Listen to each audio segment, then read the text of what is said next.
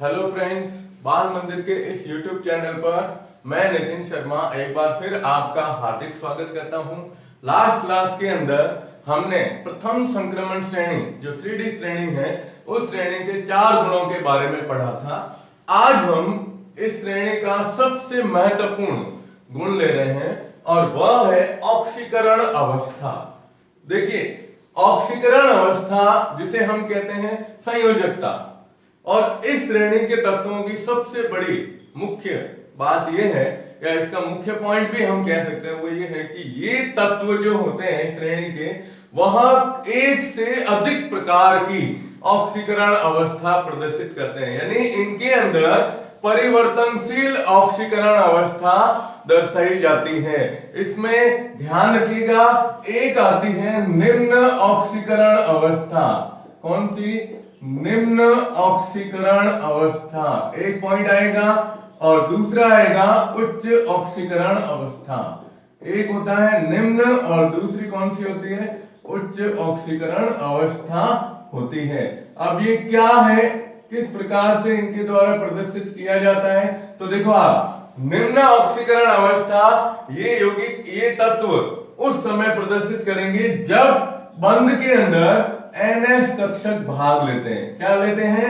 बंध में NS कक्षक जब भाग लेते हैं तब निम्न ऑक्सीकरण अवस्था दर्शाई जाएगी, और उच्च ऑक्सीकरण अवस्था उस समय दर्शाई जाएगी जब बंध के अंदर कौन से 3D कक्षक भाग लेंगे। जो 3D कक्षक है उनके द्वारा जब ये प्रदर्शित किया जाता है, और 3D के अंदर ये भी लिख सकते हो या यूं भी लिख सकते हो, N-1D कक्षक जब बंध बनाने के अंदर भाग लेते हैं तब इनके द्वारा उच्च ऑक्सीकरण अवस्था दर्शाई जाती है। और परिवर्तनशील ऑक्सीकरण अवस्था का मतलब ये हुआ कि S और D, NS और N-1D कक्षक जो होते हैं, इनकी ऊर्जा में बहुत कम अंतर होने के कारण,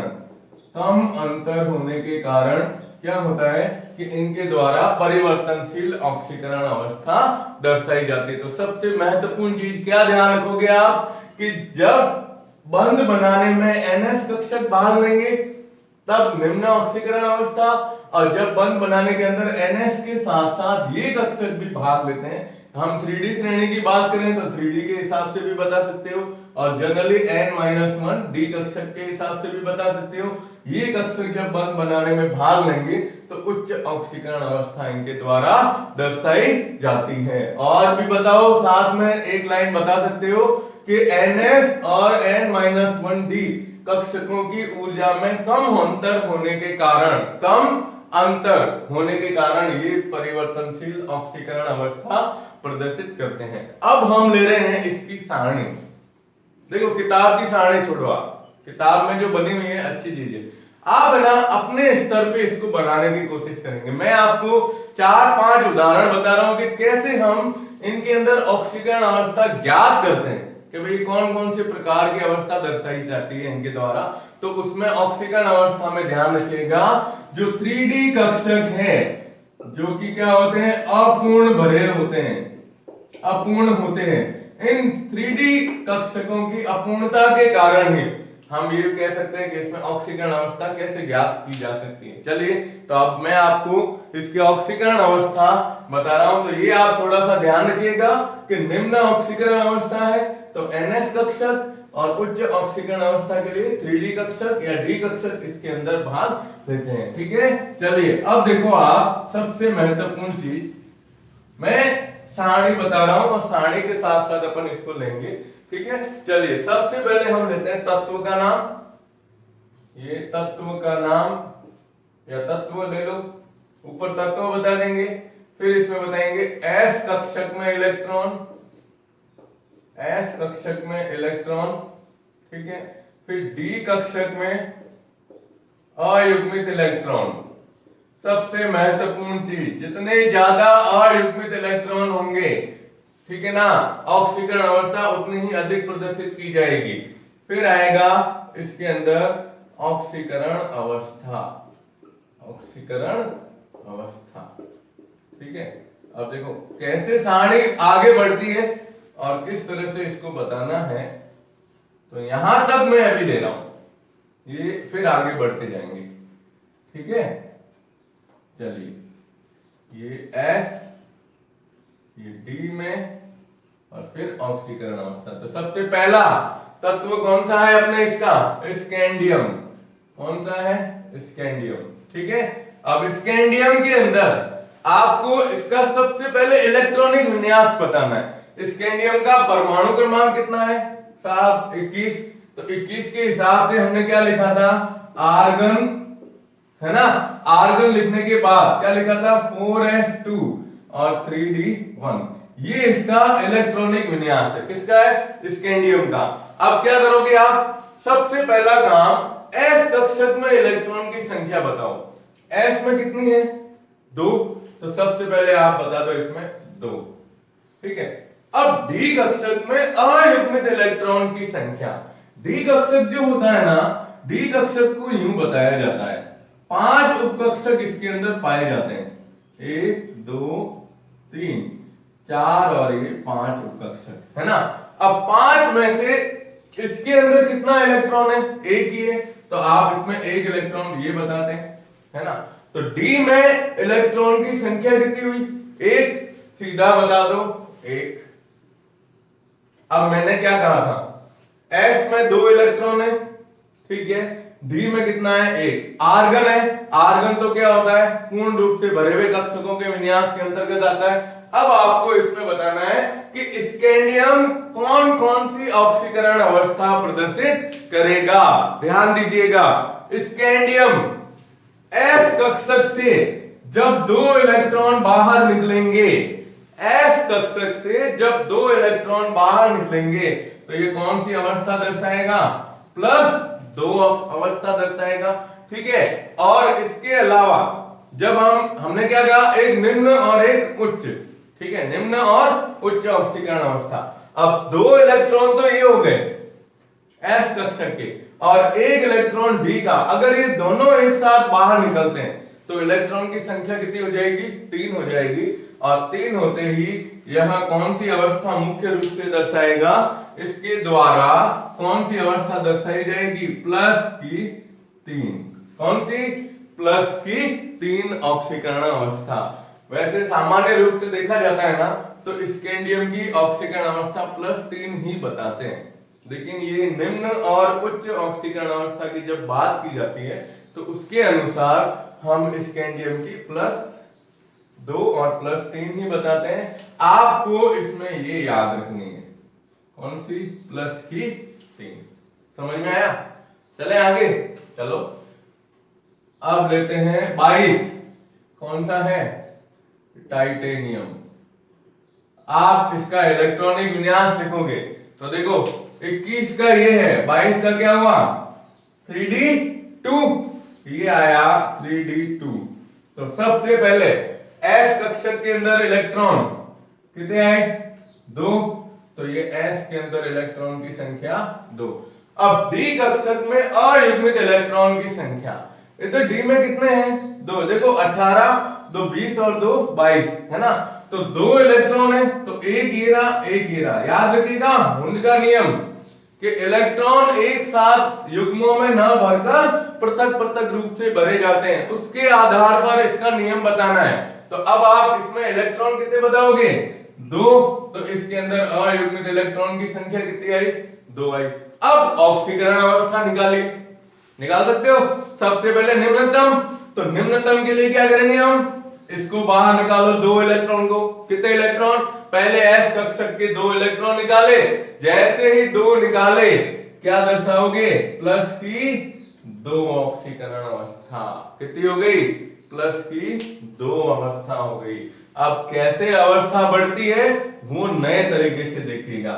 यहां पर क्या है, s है, s को बताओ इधर, s में कितने इलेक्ट्रॉन है, ये देखो, ये है 3d, ये है 4s, है ना। अगर आप s से 2 इलेक्ट्रॉन निकाल देते हो पहले से तो 2 अवस्था दर्शाएगी। अब हम कह रहे हैं ना परिवर्तनशील अवस्था है, तो परिवर्तनशील कैसे होती है कि d में 2 है ना, अब देखो आगे 3 कक्षक खाली पड़े, खाली है। यहां से एक इलेक्ट्रॉन उठाइए s का और सीधा इसमें डालो आप, ये इधर, तो इधर कितने हो गए, 3 हो गए, और इसमें कितना हो गया, 1 हो गया।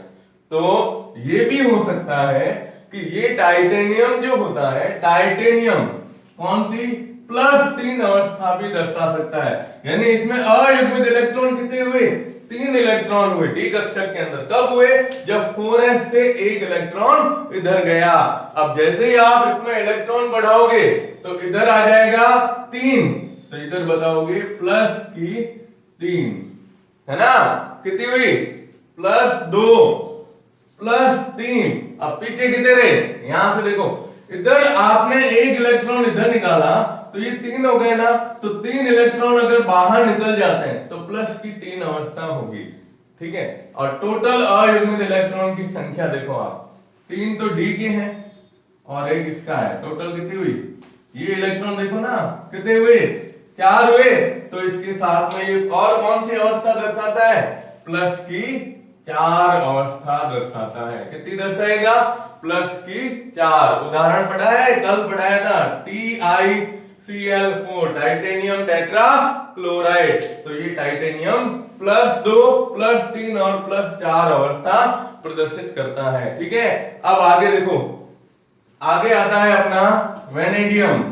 वेनेडियम का नाम सुना होगा, वी के रूप में आती है, ये 23, परमाणु क्रमांक 23, कौन सा है, वेनेडियम, है ना। अब इसका इलेक्ट्रॉनिक विन्यास लिखते हैं अपन, तो देखो Ar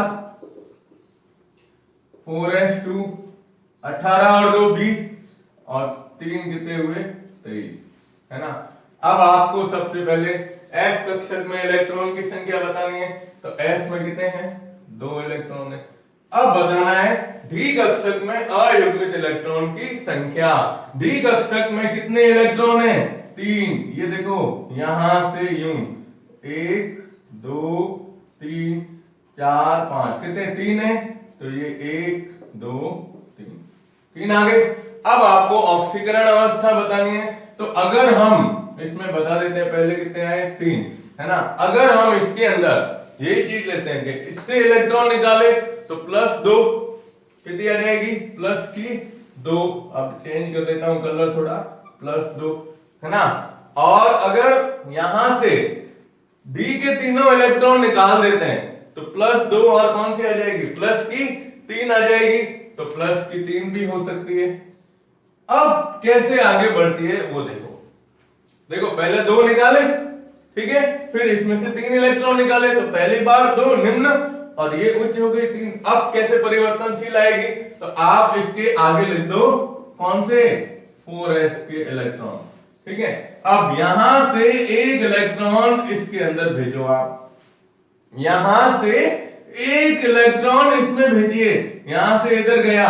अब डी में कितने इलेक्ट्रॉन हो गए, 4, यानी ये 4 अयुग्मित इलेक्ट्रॉन है, इनको आसानी से बाहर निकाल सकते हो। तो ये अवस्था आ जाएगी इसके अंदर +4, प्लस की कितनी हुई, 4 अवस्था हुई, है ना। देखो 4 ये हो गए।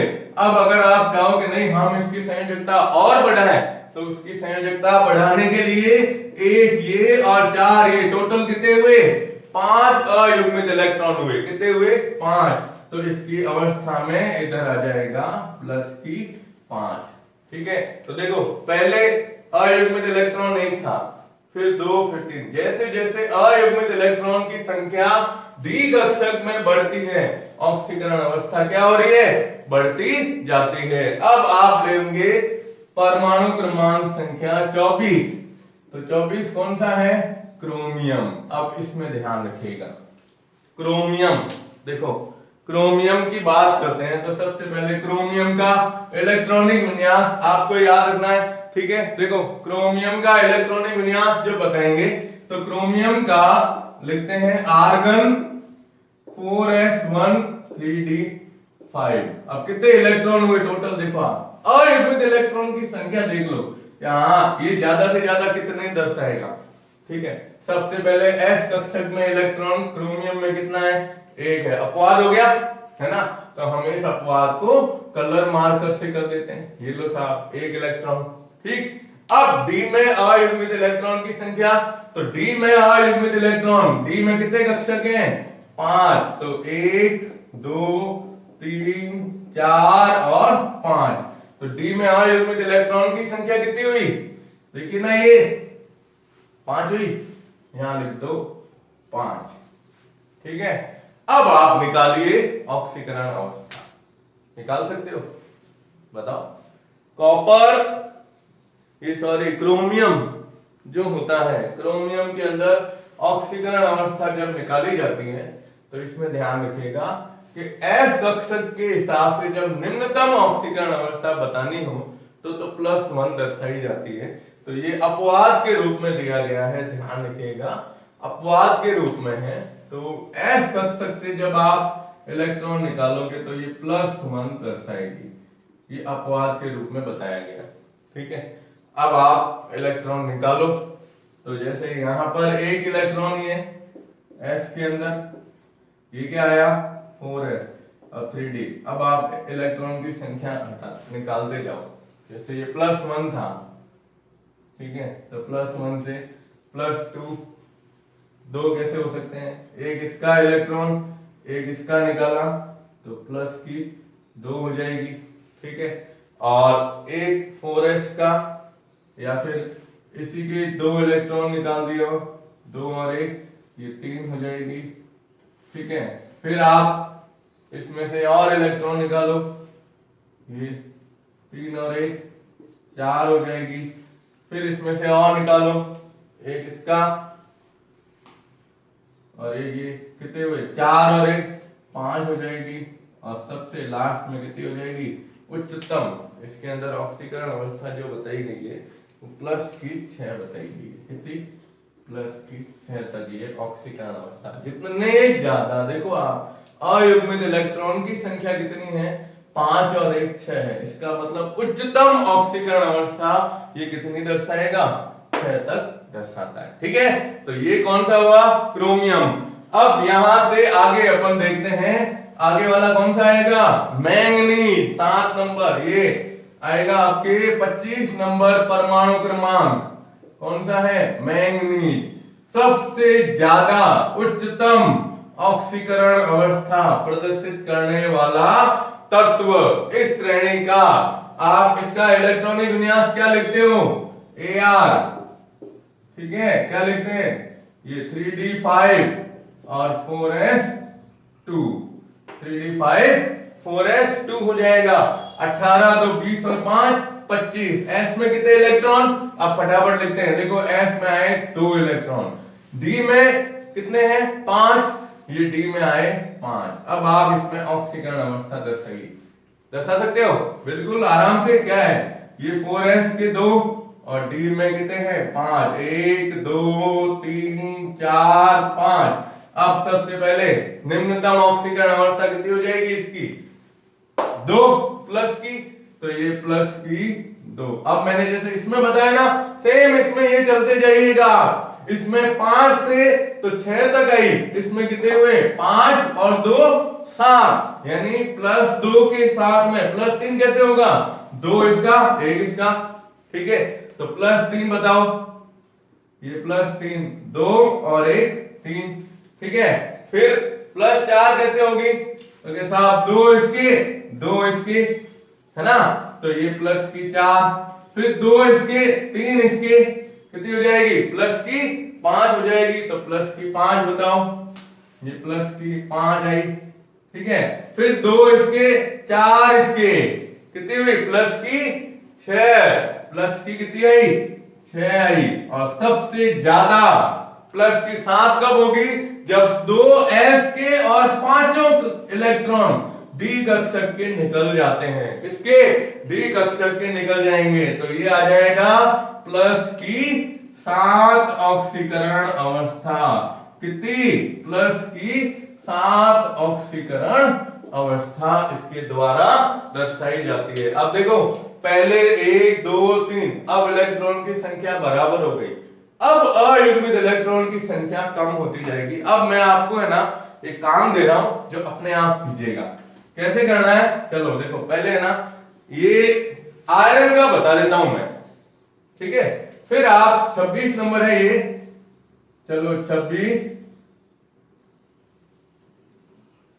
27 क्या आएगा, आयरन, कोबाल्ट, निकल 28 और कॉपर 29 और जिंक ये है 30, ठीक है। तो ये आपको कैसे ज्ञात करने हैं, तो ये आपको बता देता हूं, ऑक्सीकरण अवस्थाएं, ये मैं ऊपर से ये दो चीजें आपको बता रहा हूं, ठीक है। चलिए अब देखो आप आयरन, आयरन का परमाणु क्रमांक कितना है, 26 है। तो 26 के हिसाब से आप इसका इलेक्ट्रॉनिक विन्यास कैसे लिखेंगे, तो इलेक्ट्रॉनिक विन्यास सबसे पहले क्या लिखते हैं, आर्गन, ठीक है, 3d6 और 4s2 हो जाएगा। अब यहां आपको महत्वपूर्ण चीज ध्यान रखनी है, s में कितने इलेक्ट्रॉन आए, 2। अब कह रहा है d में अयुग्मित इलेक्ट्रॉन की संख्या कितनी होगी। देखो d के अंदर आप बताओगे तो कितने होते हैं कक्षक, 5 होते हैं ना, 1 2 4 5, लेकिन इसमें इलेक्ट्रॉन कितने हैं, 6 इलेक्ट्रॉन है, तो छठा इलेक्ट्रॉन इधर आ जाएगा।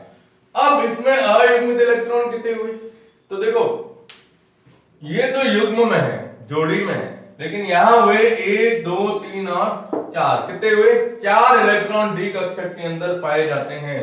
तो ये भी एक थोड़ा सा अपवाद के रूप में, मतलब इलेक्ट्रॉन की संख्या क्या हो गई, कम हो गई, ठीक है। अब आप इसमें ऑक्सीकरण अवस्था निकालोगे ना तो इससे कम हो जाएगी, क्यों, क्योंकि इसमें युग्मित इलेक्ट्रॉन एक आ गया, इलेक्ट्रॉन युग्म आ गया है ना। अब आप निकालोगे ना तो सबसे पहले 4s का इलेक्ट्रॉन निकाले, ये 4s है। अब देखो इसमें ना कक्षक खाली नहीं है, ध्यान रखिएगा, तो कक्षक खाली नहीं है तो 4s से तो इधर जाएगा नहीं, कैसे बताओगे, सबसे पहले निम्नतम ऑक्सीकरण अवस्था कितनी आ जाएगी, प्लस की 2, ठीक है। फिर 2 इसके और 1 इसका, 2 और 1 कितने हुए, 3, तो यहां बता देंगे आप प्लस का 3, अपन जानते हैं फेरस और फेरिक के रूप में लिखा जाता है ना। फिर 2 इसके और 2 इसके कितने हुए, 4, तो 4 बता दो, ये प्लस की 4, ठीक है। फिर आप बताओगे 2 इसके और 3 इसके, 2 ये हो गए और 3 इसके हो गए, 2 और 3 कितने हुए, 5, तो ये प्लस की 5, और भी हो रही है ना, तो क्या बताओगे, 2 इसके और 4 इसके, 2 और 4 कितने हुए, 6, तो 6 बताएंगे, तो इसके आगे बता दो आप प्लस की 6। अब देखो संख्या में कमी हुई, पहले देखो 3 4 5 6 7, ऑक्सीकरण अवस्था धीरे धीरे क्या हो रही थी, बढ़ रही थी। अब ऑक्सीकरण अवस्था क्या होती जाएगी, कम होती जाएगी, क्या होती जाएगी, कम। तो अब आप कोबाल्ट की है तो कोबाल्ट की निकालेंगे, ठीक है। चलो एक मिनट, 1 सेकंड रुकिएगा, चलिए कोबाल्ट की निकालनी है ना।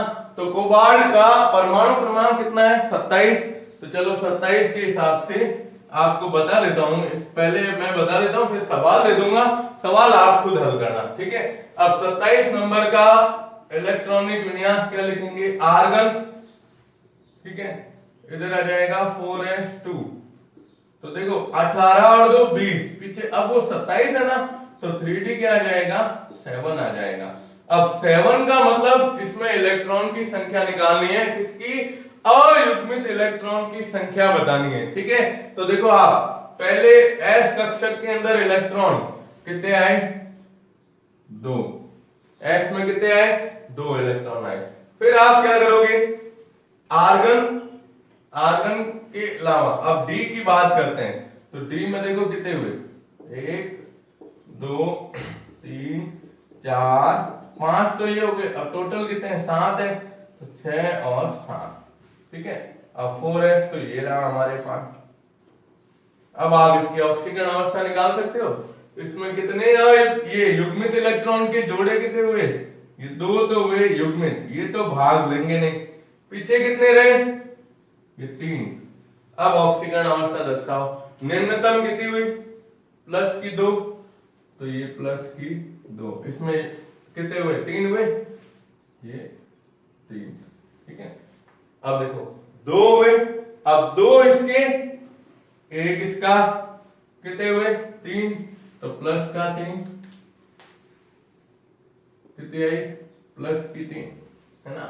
अब 2 इसका, 2 इसके, कितने हुए? +4, तो ये +4 आ गई। कितनी आई? देखो आप, 2 S के और 2 D के, 4 हो गए। अब पीछे 1 रह गए, तो 3 और 2 कितने निकल सकते हैं? 5 निकल सकते हैं। तो आप 5 बताओगे तो इसमें ऑक्सीकरण अवस्था आगे बता देंगे +5। ठीक है, अब देखो, एक जैसे यूं बढ़ रही थी, फिर वापस क्या हो रही है? कम हो रही है, अवस्था में कमी आ रही है। तो अवस्था में कमी का कारण क्या है? डी कक्षक में अयुग्मित इलेक्ट्रॉन की संख्या में क्या हो रही है? कमी हो रही है। ठीक है, और अब आप लेंगे इसके बाद कौन सा? निकल, 28 नंबर। तो 28 नंबर का इलेक्ट्रॉनिक विन्यास Ar, फिर क्या आएगा? 4s2 20 और 3d8। अब 8 हो गए, मतलब युग्मित इलेक्ट्रॉन की संख्या बढ़ जाएगी, अयुग्मित की कम हो जाएगी। तो युग्मित इलेक्ट्रॉन की संख्या 1 2 3 4 5, 5 तो ये हो गए, 6 7 और 8। अब कितने हो गए युग्मित इलेक्ट्रॉन? 6 हो गए। पीछे कितने रहे? 2। अब ये 2 इलेक्ट्रॉन रहे इसके अंदर केवल, और S के कितने हैं? 2 इलेक्ट्रॉन। ठीक है, तो 2 इसके हुए, इसका मतलब पहले तो आप इसमें इलेक्ट्रॉन बता दो, 2, और इसमें कितने रहे? 2 रहे। चलो इसको ग्रीन कर देते हैं, क्योंकि इसमें अयुग्मित इलेक्ट्रॉन की संख्या D के अंदर कितनी रही? 2 रही। ठीक है, अब आप ऑक्सीकरण अवस्था बता दो। तो सबसे पहले 4s के निकाल लो, 2 इलेक्ट्रॉन, तो कितनी आई? +2। ठीक है, और फिर 2 इसके, 1 इसका, कितने हुए? 3 इलेक्ट्रॉन। तो 3 इलेक्ट्रॉन निकालोगे तो +3। भाई आप 2 इसके ले लो, 1 इसका ले लिया, 3 हो गए, और 2 इसके और दोनों इसके लेंगे अगर मान लो, तो 2 और 2 कितने हुए? 4। तो प्लस की कितनी आ जाएगी? 4। अब देखो अवस्था में कमी हो रही है। अभी आगे तो मजा आएगा जिंक में और कॉपर में। +4, और देखो 7 6 5 और 4 हो रही है कम, है ना। चलिए अब आता है कॉपर और जिंक, लास्ट 2 रहे हैं। ठीक है ना, तो चलिए कॉपर और जिंक की जब बात की जाती है तो आप पहले इलेक्ट्रॉनिक विन्यास लिखेंगे कॉपर का, तो क्या लिखते हैं? Ar 4s1 3d10। डी में कितने हैं? 10।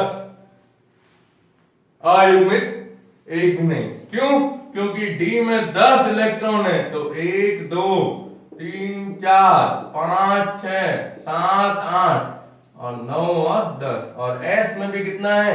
1 इलेक्ट्रॉन है, 4s।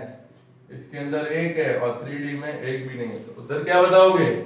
इसमें बताओगे अयुग्मित।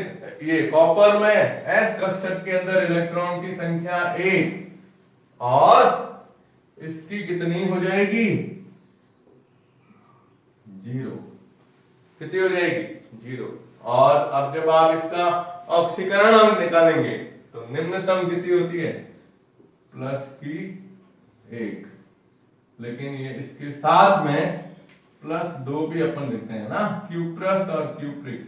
ये चीज कहलाती है असमानुपातन की क्रियाएं।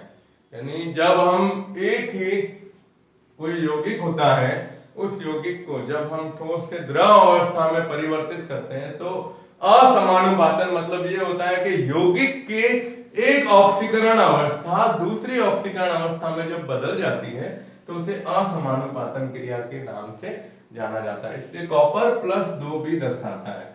और जिंक का जब आप देखोगे तो जिंक में इधर कितना आ जाएगा 4s2। ये जिंक का है।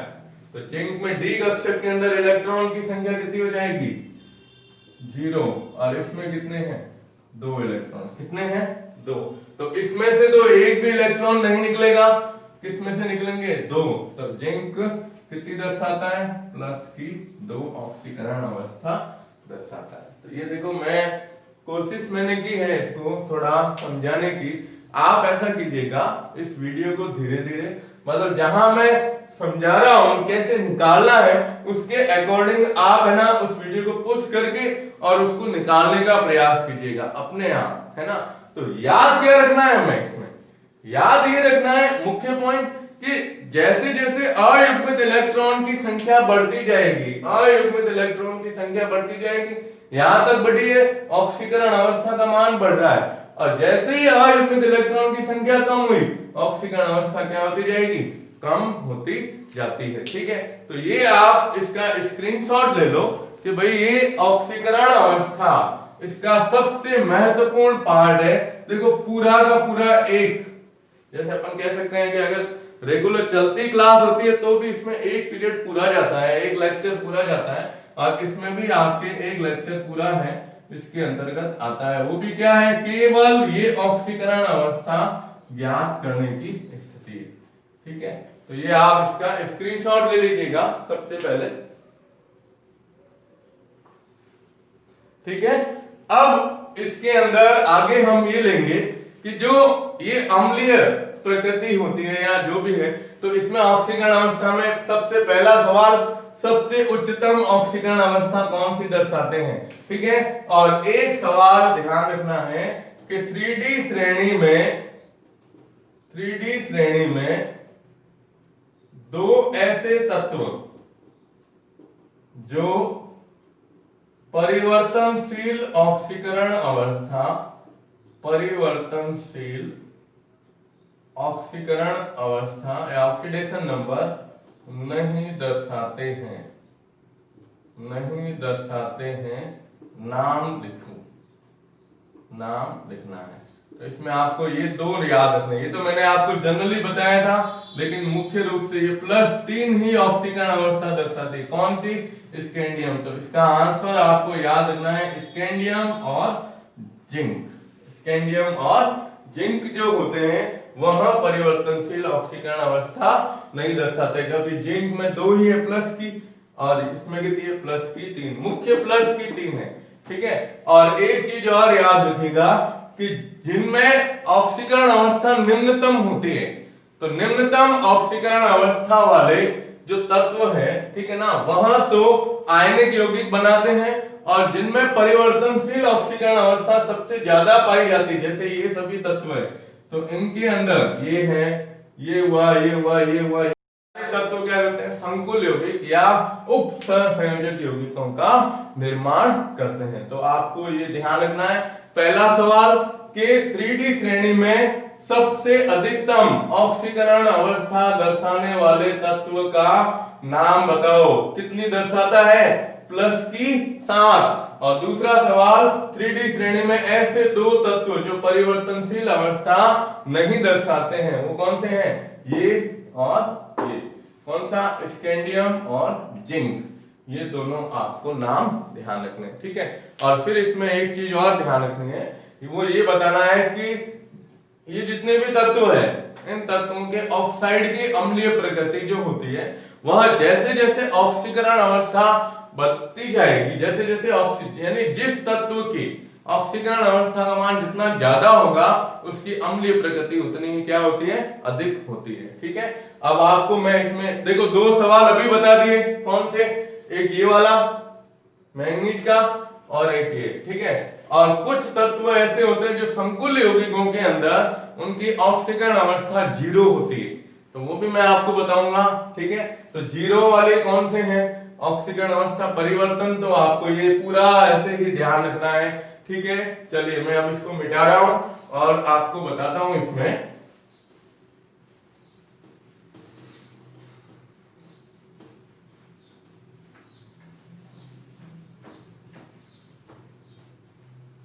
ठीक है ना। चलिए अब इसमें एक सवाल दे रहा हूं। और तो पहला सवाल तो अपना सर्वाधिक ऑक्सीकरण अवस्था वाला तत्व और उसकी ऑक्सीकरण अवस्था क्या है, कितनी है, सर्वाधिक कितनी है। एक सवाल, ठीक है। दूसरा, दो तत्व जो परिवर्तनशील अवस्था नहीं दर्शाते हैं, परिवर्तनशील अवस्था नहीं दर्शाते हैं, नाम और कारण दोनों बता रहे हैं। और तीसरा सवाल है Fe2+ और Fe3+ में अयुग्मित इलेक्ट्रॉन की संख्या ज्ञात करो। अयुग्मित इलेक्ट्रॉन की संख्या ज्ञात करो, ठीक है। और चौथा सवाल है आपके, ये वेरी मोस्ट इंपॉर्टेंट है कि MnO2 Mn2O7 MnO ये है कि अम्लीय प्रकृति का क्रम या अम्लीयता का क्रम लिखना है आपको, जिसमें ऑक्सीकरण अवस्था ज्ञात करनी है। पहले ऑक्सीकरण अवस्था के आधार पर, ठीक है। तो आप इसका स्क्रीनशॉट ले लो इन चारों सवालों का, और ये चारों सवाल आपको हल करने हैं। फिर नेक्स्ट टर्न के अंदर अपन शुरू करेंगे इसके 5वें चारों गुणधर्म, नेक्स्ट क्लास के अंदर लेंगे, ठीक है। धन्यवाद।